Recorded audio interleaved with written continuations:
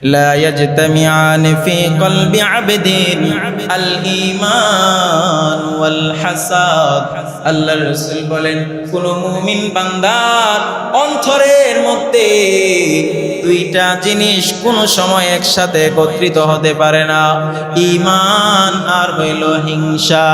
রাসূল বোঝাচ্ছেন যার ভিতরে ঈমান আছে তার ভিতরে হিংসা থাকতে পারে না, যার ভিতরে হিংসা আছে তার ভিতরে ঈমান থাকতে পারে না। ঠিক কিনা বলেন?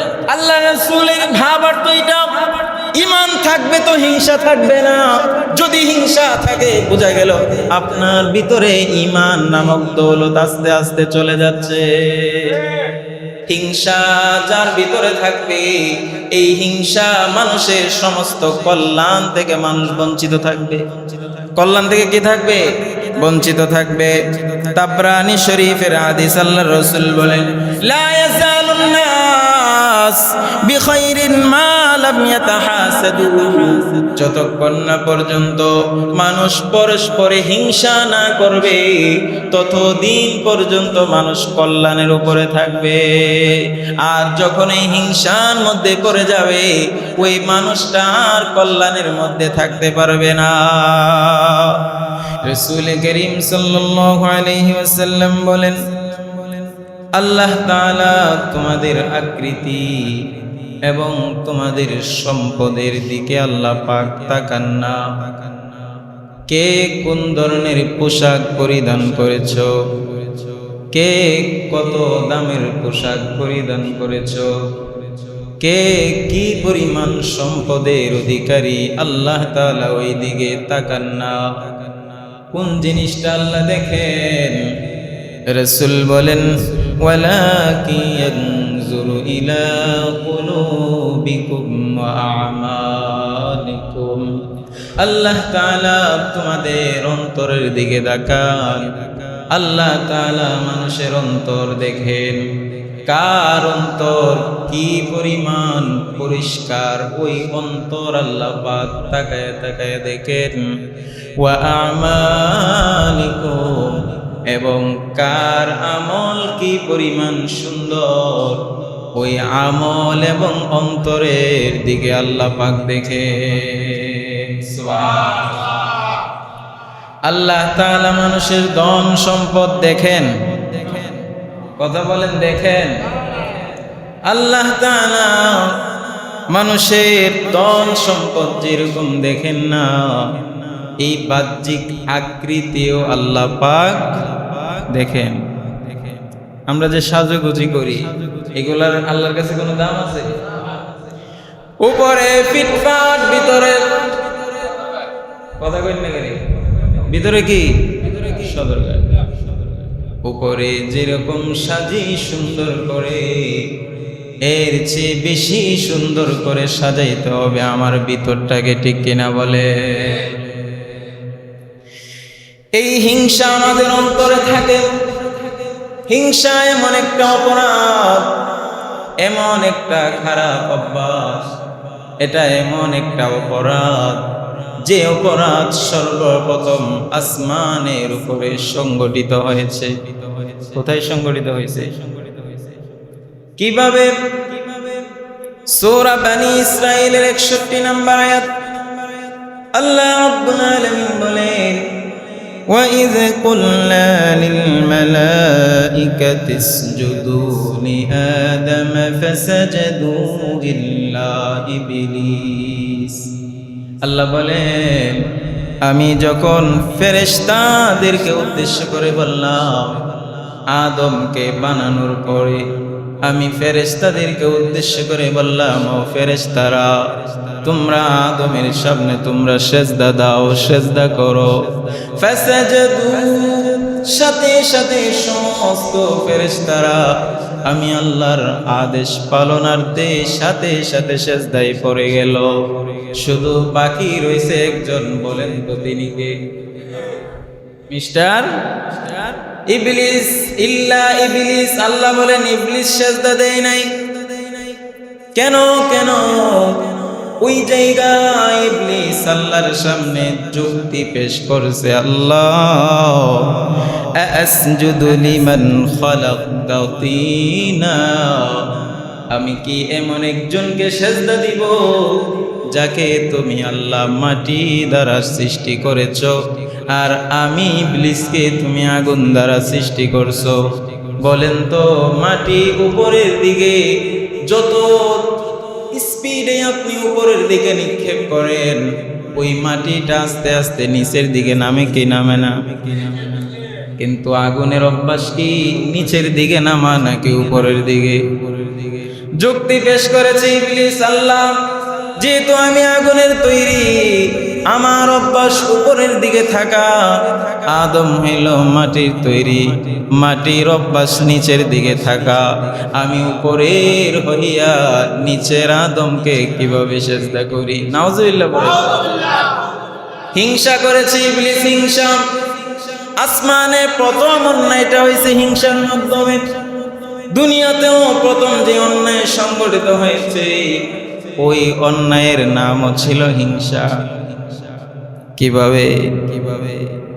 হযরত আদম আলাইহিস সালামের সন্তান হাবিল আর কাবিলের মধ্যে যে দ্বন্দ্ব হয়েছিল, কাবিল হাবিলকে বলেছিল লা আকতুলান্নাক, এ হাবিল আমি তোমাকে হত্যা করব। কি করব? হত্যা করব। এই যে সে একটা বাহাদুরি দেখিয়েছিল, মুফাসসিরিনে কেরাম বলেন এই বাহাদুরিটাও কাবিল তার অন্তরের হিংসা থেকে করেছিল। তাহলে দুনিয়াতে সর্বপ্রথম যে অপরাধ অন্যায় সংগঠিত হয়েছে, অন্যায়ের নাম কি? হিংসা। হিংসা এটা অতীত উম্মতের রূপ, আগের উম্মতের ব্যাধি। আল্লাহ রাসূল সাল্লাল্লাহু আলাইহি ওয়াসাল্লাম সহিহুল জামে, ওইখানে আল্লাহ রাসূল বলেন সায়ুসিবু দাউল উমাম, অচিরে আমার উম্মতের মধ্যে পূর্ববর্তী উম্মতদের অনেক রূপ, অনেক বদ অভ্যাস ছড়ায়া যাবে। এর মধ্যে একটা হলো মিনহা আত-তাহাসুদু, এই বদ অভ্যাসগুলোর মধ্যে একটা বদ অভ্যাসের নাম হলো হিংসা। আসেনি ও সমাজে? হিংসার স্তর চারটা। হিংসার স্তর কয়টা? একটা হইল আল্লাহ তাআলা একজনকে একটা জিনিস দিয়েছেন, একটা নিয়ামত দিয়েছেন, তখন দূরের থেকে আরেকজন মনে মনে কামনা করতেছে এর যদি নিয়ামতটা ধ্বংস হয়ে যেত, ধ্বংস হয়ে গেলে ভালো আছে, ধ্বংসের আশা করে, কিন্তু নিজের আল্লাহ পাক নিজেকে আবার ওইটা দিয়ে দেখ, এটা আবার আশা করে না। এটা হলো এক স্তর। 2 নাম্বার স্তর হলো যে এর নিয়ামত ধ্বংস হয়ে যাক, আল্লাহ আমার এটা দিয়া লাগ, এটা কি হোক ধ্বংস হোক, আমারে আল্লাহ দিয়ে দিক। এটা হলো 2 নাম্বার। 3 নাম্বার হলো যে আল্লাহ আপনি এর যেটা দিছেন আমারও ওইটা দেন, এর যেটা দিছেন আমারও কি দেন, ওইটা দেন। কোন সময়? যতক্ষণ না পর্যন্ত ওই লোকটার ওই নিয়ামত ধ্বংস হয়ে যায়। যদি এর ধ্বংস হয় তাহলে আপনি আমারে দিয়ে দিয়েন, আর যদি এর নিয়ামত ধ্বংস না হয় তাহলে আমার দেওয়ার দরকার নেই। 3 নাম্বার স্তর। 4 নাম্বার স্তর হলো হাসাদে মাজাজ, এটা হইল ঈর্ষা। এটাকে কি বলে? ঈর্ষা। এটা জায়েজ। আর আগের যে 3টা স্তর বলেছে এটা হারাম। এই ধরনের হিংসা করা কি হারাম? যে একটা ধ্বংস আল্লাহ আমাদের দিয়ে আল্লাহ সব এর দিয়ে লাইতো, আরেকজনকে দিত না, এরকম কামনা করার নাম হইল হিংসা। আল্লাহ রাসূল সাল্লাল্লাহু আলাইহি সাল্লাম একটা হাদিসের মধ্যে বলেছেন 2 জিনিসের মধ্যে হিংসা জায়েজ। কয় জিনিসে হিংসা জায়েজ? এখানে হিংসা দ্বারা ঈর্ষা উদ্দেশ্য। ঈর্ষা মানে কি? যে আল্লাহ অমুকরে এটা দিছেন, আপনি আমারও দেন, এর আরো বাড়ায় দেন, আল্লাহ আমারও দেন। এটা হলো ঈর্ষা, এটা জায়েজ। আল্লাহ রাসূল সাল্লাল্লাহু আলাইহি সাল্লাম বুখারী শরীফের বর্ণনা, মুসলিম শরীফের আছে, আল্লাহ রাসূল বলেন লা হাসাদা ইল্লা ফি ইসনাতাইন, দুই জিনিসের ক্ষেত্রে ঈর্ষা জায়েজ। কয় জিনিসে ঈর্ষা জায়েজ? দুই জিনিসে। এক নাম্বার আল্লাহ রাসূল বলেন রাজুলুন আতাহুল্লাহুল কুরআন ফাহুয়া ইয়াকুমু বিহি আনা আল-লাইলি ওয়া আনা আন-নাহার। এমন এক লোক, যেই লোকটাকে আল্লাহ পাক কোরআনের জ্ঞান দিয়েছেন। কিসের জ্ঞান? কোরআনের জ্ঞান দিয়েছেন। সে ওই জ্ঞানের মাধ্যমে দিনে রাত্রে মানুষদেরকে কি করতেছে? শুধু উপকার করতেছে, জ্ঞান বিলি করতেছে, মানুষদেরকে নসিহত করতেছে, মানুষদেরকে ভালো পথে আহ্বান করতেছে। তো এই জিনিসটা দেখে যদি আপনি মনে মনে ভাবেন আল্লাহ অমুককে আপনি এই পরিমাণ ইলম আর জ্ঞান দিয়েছেন, কোরআনের জ্ঞান দিয়েছেন, আল্লাহ আমাকেও আপনি ওই পরিমাণ কোরআনের জ্ঞান দেন, আমিও যেন মানুষদেরকে এই হেদায়েতের পথে আহ্বান করতে পারি, ভালো পথে মানুষদেরকে ডাকতে পারি। এই ধরনের ঈর্ষা করা কি আছে? জায়েজ আছে। দুই নাম্বার রাসূল বলেন ওয়া রাজুলুন আতাহুল্লাহু মালা ফাহুয়া ইউনফিকুহু আনা আল-লাইলি ওয়া আনা আন-নাহার। ওই লোক যাকে আল্লাহ পাক বিপুল পরিমাণ সম্পদের মালিক বানিয়েছেন, ওই সম্পদ পাইয়া সে কি করে না? সুদের ঘুষের লেনদেন করে না, মানুষের উপর অন্যায় অবিচার করে না। কি করে? ওই সম্পদ পেয়ে সে আখিরাতের সঞ্চয় বাড়ানোর জন্য জায়গায় জায়গায় আল্লাহর রাস্তায় দান সাদাকা বিপুল পরিমাণে করে। আপনি এটা দেখে যদি আশা করেন আল্লাহ তাকে আপনি সম্পদ দিয়েছেন, ওই সম্পদ দিয়ে সে আখিরাত কামাইতেছে, আল্লাহ আমাকেও আপনি এই পরিমাণ সম্পদের মালিক বানায় দেন, আমিও যেন দান সাদাকা করে করে আখিরাতের সামানা, আখিরাতের পুঁজি আমি বিপুল পরিমাণ বানাইতে পারি। এটা জায়েজ না হারাম? জায়েজ। আল্লাহ রাসূল সাল্লাল্লাহু আলাইহি সাল্লাম আরো বলেন মা হাসাদাতকুমুল ইয়াহুদু আলা শাই, ইহুদিরা একটা জিনিসের ব্যাপারে তোমাদের সাথে হিংসা করে। কোন জিনিসটা? আল্লাহ রাসূল বলেন মা হাসাদতুম আলাস সালামি ওয়াত তামিন, আমার উম্মত সালাম দেয়, একজন আরেকজনকে সালাম আদান প্রদান করে, আসসালামু আলাইকুম ওয়া রাহমাতুল্লাহি ওয়া বারাকাতুহু। সালামের ভিতরে শুধু শান্তির দোয়া, শান্তির দোয়া, শান্তির দোয়া। ইহুদিরা উম্মতে মুহাম্মদের সাথে এই বিষয়ে বিরোধিতা করে যে সালামটা যদি না থাকতো। দুই নাম্বার হলো আত-তামিন। ইমাম সাহেব যখন নামাজের মধ্যে আলহামদুলিল্লাহি রাব্বিল আলামিন পড়তে পড়তে ওয়ালাদ-দাল্লিন, মুসল্লিরা কি বলে? আমিন বলে। এই আমিনের ব্যাপারে ইহুদিরা বিরোধিতা করে, কারণ হাদিসের মধ্যে রাসূল বলেন মান ওয়াফাকা তামিনুহু, যার আমিন মিলে যাবে, তামিনাল মালাইকা, ফেরেশতাদের আমিনের সাথে যদি কারো আমিন মিলে যায়, গুফিরা লাহু মা তাকদ্দামা মিন যামবিহি, রাসূল বলেন ওই লোকটার পিছনের সব গুনাহ আল্লাহ মাফ করে দেন। এই কারণে ইহুদিরা বিরোধিতা করে, হ্যাঁ আমিন কইলে পিছনের সব গুনাহ মাফ। এটা যদি উম্মতে মুহাম্মদীর না দিত ভালো ছিল। এটা হিংসাটা কারা করে? ইহুদিরা করে। এই হিংসার ক্ষতি আছে না নাই? হিংসা করলে ক্ষতি আছে না নাই? হিংসার অনেকগুলা ক্ষতির মধ্যে এক নম্বর ক্ষতি হলো যে আপনি দুনিয়াতে যে দিন ধর্ম পালন করতেছেন, যে ইবাদত বন্দেগী আপনি করতেছেন, এই ইবাদত বন্দেগী আপনার দিন, হিংসা নামক অপরাধ আপনার দিনকে বিনাশ করে দেয়, আপনার দিনকে বিনষ্ট করে দেয়, আপনার ধর্মটাকে নষ্ট করে দেয়। হাদিস আল্লাহ রাসূল সাল্লাল্লাহু আলাইহি ওয়াসাল্লাম বলেন, তিরমিজি শরীফের বর্ণনা, আল্লাহ রাসূল বলেন দাব্বা ইলাইকুম দাউল উমামাল হাসাদ ওয়াল বাগদা, তোমাদের কাছে পূর্ববর্তী উম্মতদের কিছু কিছু অপরাধ তোমাদের মধ্যে ছড়ায়া ছিটায়া যাবে। এর মধ্যে একটা হলো হিংসা। এটা কারণ কি? এই হিংসা কি করে জানোনি? আল্লাহ রাসূল বলেন হিয়াল হালিকা, এই হিংসা মুন্ডন করে দেয়। হিংসা কি করে দেয়? মুন্ডন করে দেয়। আমরা মুন্ডন বলতে বুঝি মাথার চুল কি করা, একদম ফেলে দেওয়া। এটার কি বলে?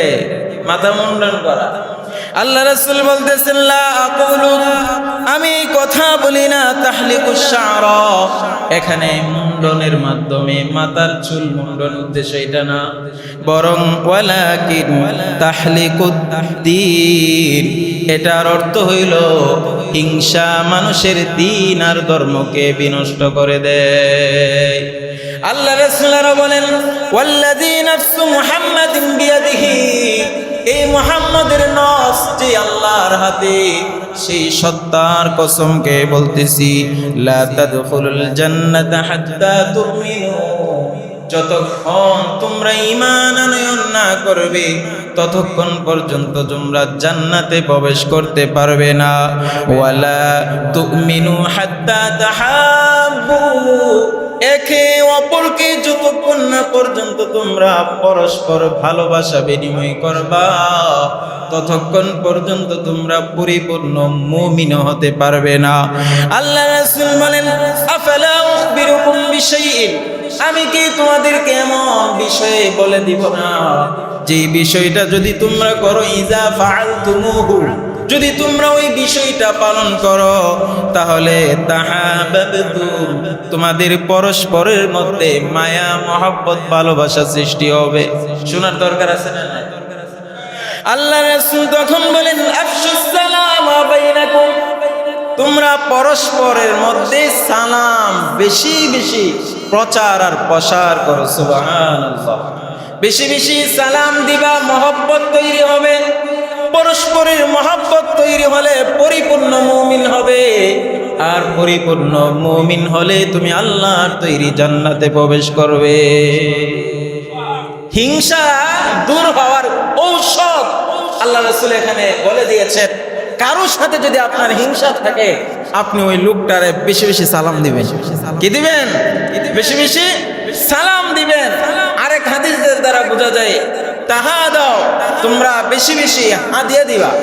যার সাথে বেশি হিংসা, এর বেশি বেশি কি করবেন? হাদিয়া দিবেন, বেশি বেশি সালাম দিবেন।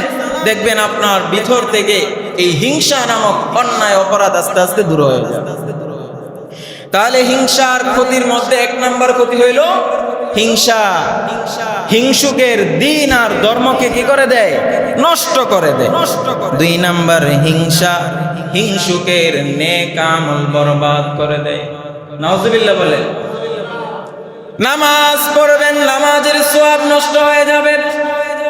রোজা রাখবেন, রোজার সওয়াব নষ্ট হয়ে যাবে। যাকাত দিবেন, যাকাতের সওয়াব নষ্ট হয়ে যাবে। আপনি হজ আদায় করবেন, হজের সওয়াব নষ্ট হয়ে যাবে। কোরআন তেলাওয়াত করবেন, কোরআন তেলাওয়াতের সওয়াব নষ্ট হয়ে যাবে। জিকির আজকার তাসবিহ তাহলিলের আমল করবেন, এগুলোর সওয়াব নষ্ট হয়ে যাবে। কেন? আমার ভিতরে একটা অন্যায় আর অপরাধ থাকার কারণে। বলেন তো সে অপরাধের নাম কি? হিংসা। আল্লাহ রাসূল বলেন, আবু দাউদের বর্ণনা, আবু হুরায়রা রাদিয়াল্লাহু তাআলা আনহু বলেন, ইয়াকুম ওয়াল হাসাদ, হে আমার উম্মত, তোমরা হিংসা থেকে বেঁচে থাকো। কেন? ফাইন্নাল হাসাদা ইয়াকুলুল হাসানাত কামা তাকুলুন নারুল হাতাবা। আল্লাহ রাসূল বলেন, আগুনের অভ্যাস হলো পুড়ে দেওয়া। আগুনের অভ্যাস কি? না রেখে দিব। আগুনের অভ্যাস পুড়ে দেওয়া। আগুন যেরকম ভাবে শুকনা কাঠ পেলে পুড়ে ছাই করে দেয়, আল্লাহ রাসূল বলেন কোন উম্মতের অন্তরের মধ্যে যদি হিংসা নামক অপরাধ থাকে, এই হিংসাও তার সমস্ত নেক আমল এইভাবে নষ্ট করে দেয়। নাউজুবিল্লাহ। হিংসা রাখা যাবে ভিতরে? রাখলে সব নেক আমল বরবাদ। আপনি মহব্বত করে ইমাম সাহেবকে দাওয়াত দিয়েছেন, মহব্বত, কিন্তু ভিতরে ভিতরে হিংসা। এবার যদি দাওয়াত না দেই তো সমাজের মানুষ কি করবে? আমি সমাজের লোক হয়ে যদি আরেক সমাজ থেকে ইমাম সাহেব না দোয়া করায়, তাহলে সমাজের মানুষ আমার কি করবে? এই জন্য কি করে, শরম বইরা মসজিদের ইমাম সাহেবের দাওয়াত দেয়।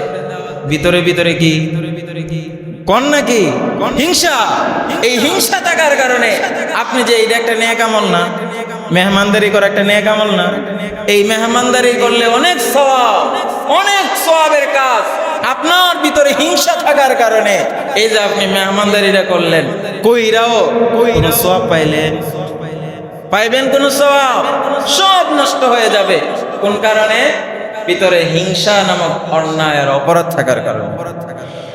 এই হিংসুক যারা, 3 নাম্বার ক্ষতি, হিংসুকের ভিতর থেকে, যার ভিতরে হিংসা আছে তার ভিতর থেকে আস্তে আস্তে তার ঈমান নামক দামি দৌলত আস্তে আস্তে বের হয়ে যায়। নাউজুবিল্লাহ কম। আল্লাহ রাসূল সাল্লাল্লাহু আলাইহি সাল্লাম বলেন, নাসাই শরীফের বর্ণনা, আল্লাহ রাসূল বলেন, লা ইয়াজতামিআন ফি কলবি আবদিন আল ঈমান ওয়াল হাসাদ। আল্লাহ রাসূল বলেন, কোন মুমিন বান্দার অন্তরের মধ্যে দুইটা জিনিস কোন সময় একসাথে একত্রিত হতে পারে না, ঈমান আর হইল হিংসা। রাসূল বোঝাচ্ছেন, যার ভিতরে ঈমান আছে তার ভিতরে হিংসা থাকতে পারে না, যার ভিতরে হিংসা আছে তার ভিতরে ঈমান থাকতে পারে না। ঠিক কিনা বলেন? আল্লাহ রাসূলের ভাবার্থ এটা, ঈমান থাকবে তো হিংসা থাকবে না। যদি হিংসা থাকে বোঝা গেল আপনার ভিতরে ঈমান নামক দৌলত আস্তে আস্তে চলে যাচ্ছে। আল্লাহ রাসূল সাল্লাল্লাহু আলাইহি সাল্লাম হিংসার 4 নাম্বার ক্ষতি সম্পর্কে বলেছেন, হিংসা যার ভিতরে থাকবে, এই হিংসা মানুষের সমস্ত কল্যাণ থেকে মানুষ বঞ্চিত থাকবে। কল্যাণ থেকে কি থাকবে? বঞ্চিত থাকবে। তাবরানী শরীফের হাদিস, আল্লাহর রাসূল বলেন, লা ইয়াজালুন নাস বিখাইরিন মা লাম ইয়াতাহাসাদু। যতক্ষণ না পর্যন্ত মানুষ পরস্পরে হিংসা না করবে, ততদিন পর্যন্ত মানুষ কল্যাণের উপরে থাকবে।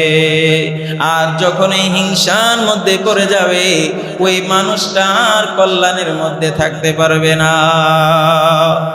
এই হিংসুকের হিংসা থেকে কিভাবে বাঁচবে? কিভাবে আমরা বাঁচবো? 1 নাম্বার আমল হইল, হিংসুকের হিংসা থেকে বাঁচার জন্য আপনি বেশি থেকে বেশি সূরাতুল ফালাক তেলাওয়াত করবেন। কি তেলাওয়াত করবেন? সূরাতুল ফালাক। কুল আউযু বিরাব্বিল ফালাক মিন শাররি মা খালাক ওয়া মিন শাররি গাসিকিন ইযা ওয়াকাব ওয়া মিন শাররিন নাফাসাতি ফিল উকাদ ওয়া মিন শাররি হাসিদিন ইযা হাসাদ। শেষ আয়াতে আল্লাহ বলছে, ওয়া মিন শাররি হাসিদিন ইযা হাসাদ। আল্লাহ, আমি আপনার কাছে আশ্রয় চাই হিংসুকের হিংসা থেকে। সুবহানাল্লাহ বলেন। তাহলে এই সূরাটা বেশি বেশি আপনি তেলাওয়াত করবেন, আপনার পেছনে যারা হিংসা করে এই হিংসুকরা আস্তে আস্তে সতর্ক হয়ে যাবে ইনশাআল্লাহ। 2 নাম্বার আমল, ঝাড়ফুঁক করা। কি করা? ঝাড়ফুঁক করা। আল্লাহ রাসূল সাল্লাল্লাহু আলাইহি সাল্লাম তিরমিজি শরীফের বর্ণনা, একদিন অসুস্থ হয়ে পড়ছেন। কে অসুস্থ? আল্লাহর নবী নিজে অসুস্থ। জিবরিল আমিন আল্লাহর নবীর কাছে আগমন করেছেন। আয়েশা নবীকে বলতেছেন, ফাকালা ইয়া মুহাম্মদ ইশতাকাইতা। হে মুহাম্মদ সাল্লাল্লাহু আলাইহি সাল্লাম, আপনি অসুস্থ। তখন আল্লাহ রাসূল বললেন, নাম, হ্যাঁ আমি তো অসুস্থ। তখন জিবরিল আমিন ক্বালা বিসমিল্লাহি আরকিকা, বলেন আপনারা, বিসমিল্লাহি আরকিকা মিন কুল্লি শাইইন ইউযিকা মিন শাররি কুল্লি নাফসিন ওয়া আইনিন হাসিদিন বিসমিল্লাহি আরকিকা ওয়াল্লাহু ইয়াশফিকা। এই দোয়া পড়ে জিবরিল আমিন আল্লাহ রাসূলকে ঝাড়ফুঁক করলেন, আল্লাহর নবী সাথে সাথে সুস্থ হয়ে গেলেন। এই দোয়াটা বেশি বেশি পড়লে হিংসুকরা যতই হিংসা করে আপনার কোনো ক্ষতি করতে পারবে না। হিংসা এমন একটা অপরাধ অভ্যাস, হিংসা যারা করে নিজের আগুনে নিজে জলে পড়ে কষ্ট পায়, ঠিক কিনা বলেন? এর গুম হারাম। হিংসুকের কি হারাম? গুম হারাম। সর্বক্ষণ টেনশন আর পেরেশানি। আয় রে অমুকে অত অত নিয়ামক, এত এত সুন্দর করে সে চলতেছে, আমার কেন নাই? এই টেনশনে এবার রাইতে ঘুমো না, এই টেনশনে উনি ঠিক মতো খাইতে পারে না, এই টেনশনে কোনো কিছু ওনার ভালো লাগে না। কোন কারণে? ভিতরে কি থাকার কারণে? হিংসা থাকার কারণে। ঘটনা একটা মনে পড়ছে, কইতাম নেই? এক বেড়া গল্প আর কি, একটা গল্পর তো কোনো কি নাই, আগাগোড়া নাই। এক বেড়া চলতেছে চলতেছে, এক সময় এক দেওয়ার সাথে সাক্ষাৎ। দেও বুঝেননি আপনারা? দেও বুঝে? আলাউদ্দিনের চেরাক যে বেড়া দেয় আর কি। একজনের সাথে সাক্ষাৎ হয়েছে। দেও কইতাছে, কিরে নিবিনি? কি নিতাম? আলাউদ্দিনের চেরাক করে দিম। দিলে কি লাভ হবে? কইরা দিয়া তুই যেটা কইবি তুই পাইবি। তাহলে তো নেওয়ানোই লাগে। তবে শর্ত আছে, তুমি যা চাইবা তুমি পাইবা একটা, আর তোমার সাথে যেই প্রতিবেশী থাকে সে পাইব দুইটা। এ পাইব কটা? একটা। আর প্রতিবেশী পাইব কটা? দুইটা। কোন আর দরকার নাই, আমার আর কি নাই, দরকার নাই, আমি পাবো একটা, এ পাইব দুইটা। এই যে উপকার আমার দরকার নেই, যাও তুমি এখান থেকে। এই দেও চলে গেল। বিকাল বেলা সে বাড়িতে আসছে, বউ ছিল বাপের বাড়ি। বউ যখন আইসে বউরে কইতেছে, কি তুমি তো বাপের বাড়িতে চলে গেছিলা, ঘটনা তো একটা ঘটছে। কি ঘটনা? কেমনে এমনে এক দেও আইসে আমারে আলাউদ্দিনের চেরাক দিব। কি কইছো তুমি? আমি যদি একটা পাই আমার প্রতিবেশী পাইব দুইটা।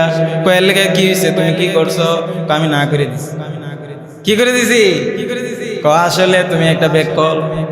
বউ কইতেছে, কি তুমি আসলে একটা বেকল। আবার যদি দেখা হয় তুমি বলবা হ্যাঁ দিয়ে দাও, অসুবিধা নেই। আরেকদিন দেওয়ার সাথে সাক্ষাৎ। দেও কইতেছে, কি আজকে নিবানি? অবশ্যই নিব। শর্তর কথা মনে আসেনি? ওইটাও মনে আছে। ঠিক আছে, তুমি আমার আলাউদ্দিনের চেরাক দাও। আলাউদ্দিনের চেরাক পাইয়া এ যদি আমার 1 কেজি স্বর্ণ দাও, 2 কেজি স্বর্ণ অটোমেটিক প্রতিবেশীর বাড়িতে চলে যায়। এ যদি আমার একটা বিল্ডিং দাও, প্রতিবেশীর বাড়িতে 2টা বিল্ডিং, ওইটা জায়গা। আর কি কাহিনী? 1-এর বদলে 2 চলতেছে চলতেছে। অনেক দিন পরে আবার দেওয়ের সাথে দেখা। দেও বলতেছে, আজকে ঘটনাটা বিপরীত হয়ে যাক। কি ঘটনা? আগে তো তুমি একটা চাইলে 2টা পাইতা। এই দেওরে এ বেড়া কইতেছে, কিও দেও তুমি আজকে বিপরীত ঘটনা ঘটাও। কি ঘটনা? আমি আমার থেকে তুমি নিবা একটা, আমার প্রতিবেশীতে নিবাগা 2টা। আজকে তুমি আমার একটা চোখ নেওগা, আমার প্রতিবেশীর চোখ নিবাগা 2টা। আমার 1 হাত নিবা, আমার প্রতিবেশীর হাত নিবা 2টা। আমার একটা পাও নিবা, প্রতিবেশীর পাও নিবাগা 2টা। এই ঘটনাটা কোন কারণে ঘটতেছে? কন্দ হিংসার কারণে। এই হিংসা এটা মারাত্মক একটা বদ অভ্যাস না, এই হিংসা রাখা যাবে না। হিংসা যদি আমরা ছাড়তে পারি, এমনও হতে পারে এই হিংসা ছেড়ে দেওয়ার কারণে আল্লাহ তাআলা আমাদেরকে জান্নাতীদের অন্তর্ভুক্ত বানিয়ে দিবে। ঘটনা আছে, আল্লাহ রাসূল সাল্লাল্লাহু আলাইহি ওয়াসাল্লামের সাহাবী আমর ইবনুল আস রাদিয়াল্লাহু তাআলা আনহু একদিন মসজিদে নববীর মধ্যে বসা। আল্লাহর রাসূল বলতেছেন, ও আমার সাহাবায়ে কেরাম, তোমরা বসো বসো, আমি তোমাদেরকে একটা নসিহত শোনাই। সমস্ত সাহাবায়ে কেরাম বসছে। আল্লাহর রাসূল বললেন, এই মুহূর্তে যে লোকটা মসজিদে ঢুকবে, ওই যে দেখো ওই লোকটা যে মসজিদে ঢুকবে সে হলো জান্নাতি সাহাবী। সুবহানাল্লাহ। সমস্ত সাহাবায়ে কেরাম আশ্চর্যান্বিত হয়ে গেলেন। ওই লোকটাকে আল্লাহর রাসূল জান্নাতের সার্টিফিকেট দিয়ে দিলেন। সাহাবায়ে কেরামের একটা ভালো একটা অভ্যাস ছিল, কোন সাহাবীর আমলের ব্যাপারে যদি ওনারা জানতে পারতেন, ওনারাও সে আমল করার জন্য পাগল পারা হয়ে যেতে। ওই সাহাবী আমর ইবনুল আস রাদিয়াল্লাহু তাআলা বিকাল বেলা হাঁটতে হাঁটতে ওই যে সাহাবীর ব্যাপারে নবীজি জান্নাতের সার্টিফিকেটের কথা বলেছেন, ওই সাহাবীর বাড়ির মধ্যে চলে গেলেন। আমর ইবনুল আস রাদিয়াল্লাহু তাআলা আনহু বলতেছেন, ভাই আমি অসুস্থতায় ভুগতেছি। আসলে কি অসুস্থ? আসলে অসুস্থ নয়, ওনার উদ্দেশ্য ওই সাহাবীর আমল জেনে নেওয়া, কোন আমলের কারণে আল্লাহর নবী উনাকে জান্নাতি বলে দিয়েছেন। আমর ইবনুল আস উনি চলে গেলেন ওই সাহাবীর বাড়িতে, মেহমান হয়ে গেলেন। প্রথম রাত্রে উনি সারা রাত্র সজাগ থেকেছেন, ঘুমান নাই। কারণ হলো উনি দেখবেন ওই সাহাবী রাত্রের বেলায় কি আমল করে। উনি সারা রাত্র সজাগ রইলেন। উনি দেখলেন না না, তেমন কোন দৃশ্যমান কোন আমলে উনি দেখতে পারে নাই। কোন আমলে করছেন, দেহ রাত্রে খাইতে ওই সাহাবী ঘুমায় গেছে, আর উনি সারা রাত্র সজাগ। প্রথম রাত্র চলে গেল, দ্বিতীয় রাতে কি ঘটনা, তৃতীয় রাত্রে কি ঘটনা। উনি দেখলেন ওই সাহাবী রাত্রের বেলায় শেষ রাত্রে তাহাজ্জুদের নামাজও পড়ে নাই। তাহলে কি এমন এক আমল উনি করেন যে আমলের কারণে আল্লাহর নবী তাকে জান্নাতি ঘোষণা দিয়েছে।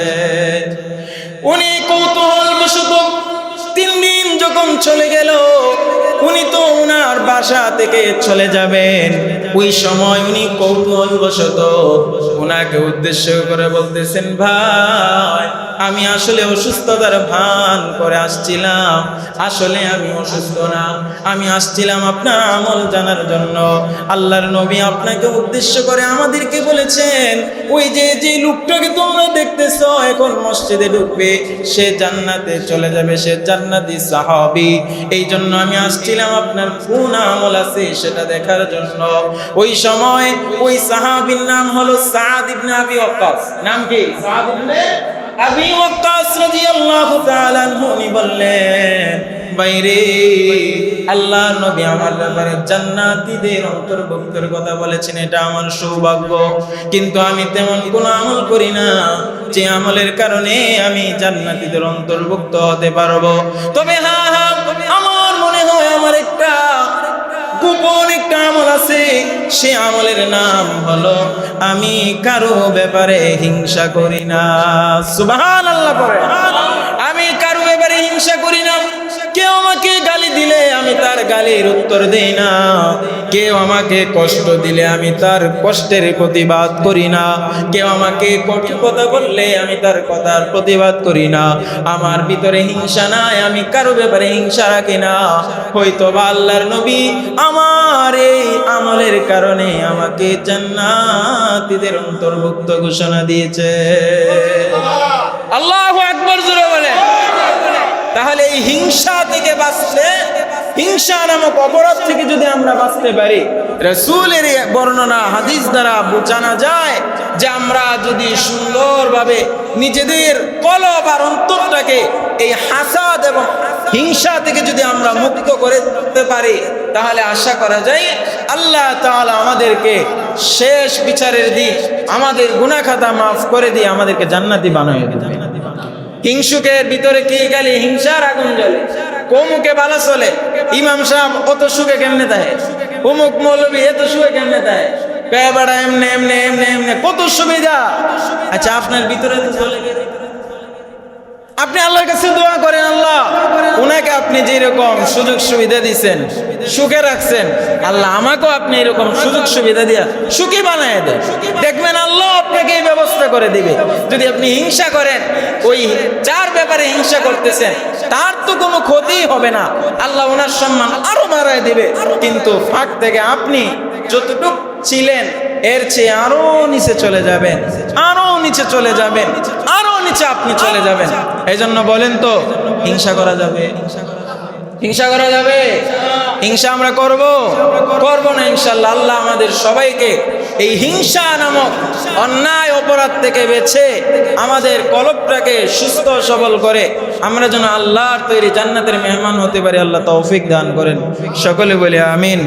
وقال رسول الله صلى الله عليه وسلم إياكم والحسد فإن الحسد يأكل الحسنات كما تأكل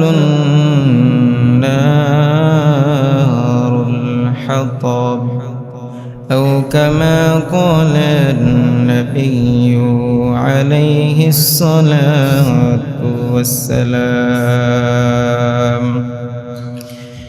اللهم صل على محمد وعلى آل محمد كما صليت على إبراهيم وعلى آل إبراهيم إنك حميد مجيد اللهم بارك على محمد وعلى آل محمد كما باركت على إبراهيم وعلى آل إبراهيم إنك حميد مجيد بلغ العلا بكماله كشف الدجى بجماله حسنت جميع خصاله صلوا عليه وآله الحمد لله আল্লাহ তাআলা লাখ কোটি শুকর ও সুজুদ যে মহান মালিক আমাদেরকে দয়া করে মায়া করে ভালোবেসে আল্লাহ তাআলার মহান হুকুম জুমার নামাজ আদায়ের উদ্দেশ্যে পৃথিবীর শ্রেষ্ঠতম জায়গা আল্লাহর ঘর মসজিদে আসার বসার কিছু কথা বলার এবং শোনার তৌফিক দান করেছেন দিল থেকে শুকরিয়া আদায় করি আলহামদুলিল্লাহ। সম্মানিত মুসল্লিয়ানে কেরাম, আমি আপনাদের সামনে যে আয়াত এবং হাদিস তেলাওয়াত করলাম, আল্লাহ যদি তৌফিক দেন এই আয়াত এবং হাদিসকে সামনে রেখে আমরা সংক্ষিপ্ত কিছু আলোচনা শুনব। আল্লাহ তাআলা মানুষকে পৃথিবীতে পাঠিয়েছেন। মানুষ দুনিয়াতে চলতে ফিরতে সুস্থ যেরকম থাকে মাঝে মাঝে অসুস্থ হয়। অসুস্থ হলে মানুষ কি করে? ডাক্তারের কাছে যায়। শারীরিক অসুস্থতার জন্য ডাক্তার দেখানো এটা মুস্তাহাব। আর আমাদের ভিতরে একটা গোশতের টুকরা আছে, সেটার নাম হলো কলব। এই কলব যদি অসুস্থ হয় তাহলে এই কলবের সুস্থতার জন্য কোনো আল্লাহওয়ালার কাছে গিয়ে নিজের কলবটাকে সুস্থ করে নিয়ে আসা এটা ফরজ। এটা কি ফরজ? মানুষের অন্তরে যেই সমস্ত দুষ্ত্রুটি আছে, সাধারণত মানুষের অন্তরে 10টা দুষ্ত্রুটি থাকে। এই 10টার মধ্যে একটা দোষের নাম হইল হিংসা। বলেন তো সেটার নাম কি? হিংসা। এটা একটা বদ অভ্যাসের নাম। এটা আমাদের অন্তরে থাকে। হিংসাটা আসে কোথায় থেকে? অন্তর থেকে। আল্লাহর রাসূল সাল্লাল্লাহু আলাইহি ওয়াসাল্লাম মুসলিম শরীফের এক বর্ণনায় বলেন, লা ইয়ানজুরু ইল্লাহু ইলা সুওয়ারিকুম ওয়া আমওয়ালিকুম ওয়ালাকিন ইয়ানজুরু ইলা কুলুবিকুম ওয়া আমালিকুম। রাসূল করিম সাল্লাল্লাহু আলাইহি ওয়াসাল্লাম বলেন, আল্লাহ তাআলা তোমাদের আকৃতি এবং তোমাদের সম্পদের দিকে আল্লাহ পাক তাকান না। কে কোন ধরনের পোশাক পরিধান করেছো, কে কত দামের পোশাক পরিধান করেছো, কে কি পরিমাণ সম্পদের অধিকারী আল্লাহ তাআলা ওই দিকে তাকান না। কোন জিনিসটা আল্লাহ দেখেন? রাসূল বলেন ওয়ালাকি ইয়ানজুরু ইলা কুলুবিকুম ওয়া আমালিকুম। আল্লাহ তাআলা তোমাদের অন্তরের দিকে তাকান। আল্লাহ তাআলা মানুষের অন্তর দেখেন, কার অন্তর কি পরিমাণ পরিষ্কার ওই অন্তর আল্লাহ পাক তাকায় তাকায় দেখেন। ওয়া আমালিকুম, এবং কার আমল কি পরিমাণ সুন্দর ওই আমল এবং অন্তরের দিকে আল্লাহ পাক দেখে। সুবহানাল্লাহ।